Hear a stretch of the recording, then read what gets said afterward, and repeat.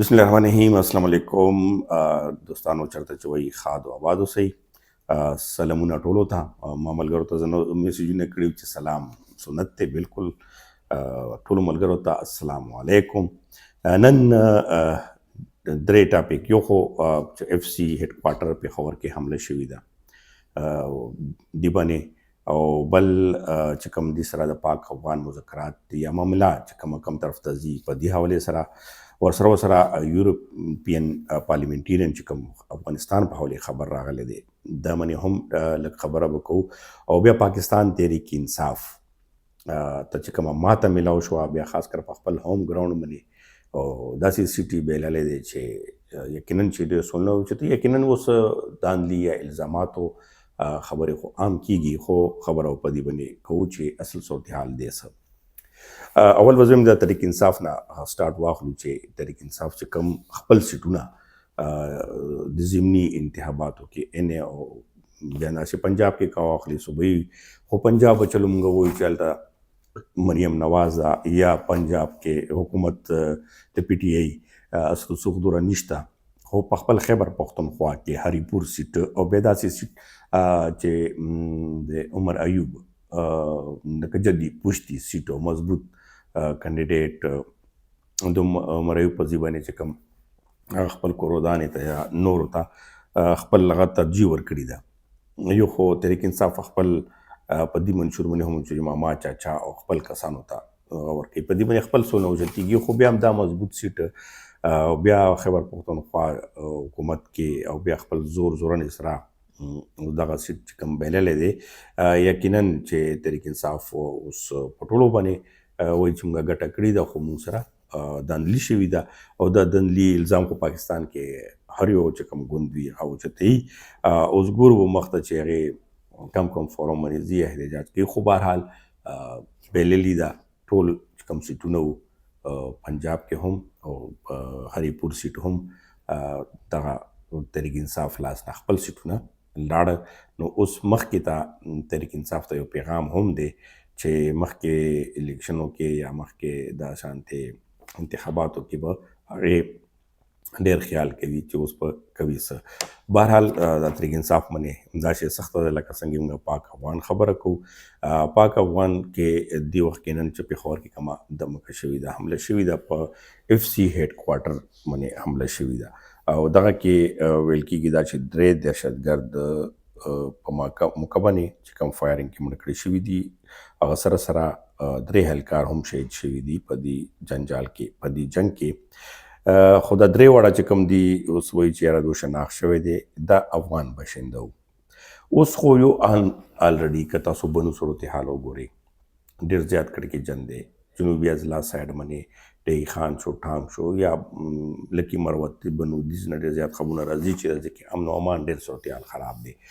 او په موجوده صورتحال کې اوس چې کوم هم داسې دهشتګرد هغه شي نو افغان شناخت کیږي، او په دې باندې پاکستان اوس هم وایي چې موږ ثبوتونه دي یا تذکرې یا نور څیزونو په حوالې سره. خو اصل خبره دا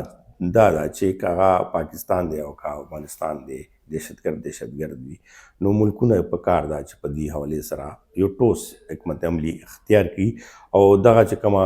معامله روانه ده موجوده چې کوم پاکستان خپل یو موقف نیولی دی، افغانستان خپل نیولی دی، په دغه کې نورې تخوالې راځي، لکه انډیا سره تجارت دغه شانتې وایي چې موږ تجارت په پاکستان سره بند کړو چې دا لارې بند وي، لارې بند ډېر عام ولس ته ډېر زیات مشکل دی، یو تجارت خو نه دی، ډېر لین دین ډېر چې کوم کیسې دي په دې معاملې باندې نشي حل کېدی، او دغه کیسه ډېره وسرېدی هم نشي. دا هم تاسو ته زه اوس وایم چې دا بونډریز یا دغه په ډېر وخت پورې بندېدی هم نشي، خو د میاشت نه زیات کېږي چې دغه صورتحال باندې روانه ده. اوس مذاکرات کې ډیډلاک دی، کم سالیسین دي هغه هم بې بسه ښکاري، او اوس پاکستان چې کوم خبرې دي یا نورې خبرو سره یورپین پارلیمنټیرین چې نن خبر راغلی دی، هغه هم دغه دی چې افغانستان کې خاوره چې کومه دهشتګردۍ سره استعمالیږي، افغانستان حکومت چې کوم یا چا طالبانو حکومت کوم دی هغه صحیح نه دی روان. نو دغه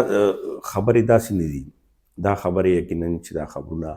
د په شا باندې نور ډېر زیات کیسې چې کوم تاسو سره اکثر وایم چې اوس یورپن ممالک شو یا نور هغه شو کنټریز شو نو هغې غواړي بدلون طالبان حکومت. بل خوا یو خبر دا هم تاسو سره شیر کوم چې موږ په دې باندې چې کله خبره کوو نو د پاکستان ذرایع دا وایي، معتبرې ذرایع هغې وایي چې پاکستان هیڅکله نه غواړي چې افغانستان کې د بدلون وشي، بلکې په طالبانو سره هغې ښې اړیکې لرل ستل غواړي، خو صرف مسله وکې دا چې ټي ټي پي په معامله باندې موږ سره اګري شي. اوس صورتحال انټرنیشنلي هغه دی، خو عام ولس یو شمېر کیسو کې ګیر دی.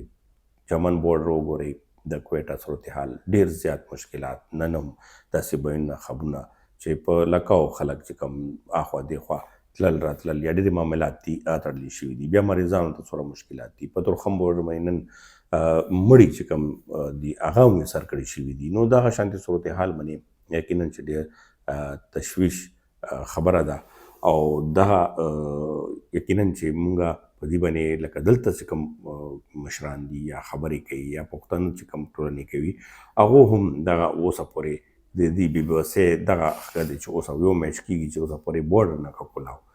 حالانکې په دې باندې هغه کوي چې د مذاکرات ډیډلاین دی څه دی، خو دغه د کولاو کې. خو دلته چې کوم پاکستان موقف دی هغه دغه وایي چې څو پورې خبره نه وي شوې، څو پورې موږ یو طرف ته معامله نه وي بوتلي نو دا نشه کوي، او الټا نورې خبرې هم داسې خبرونه راځي چې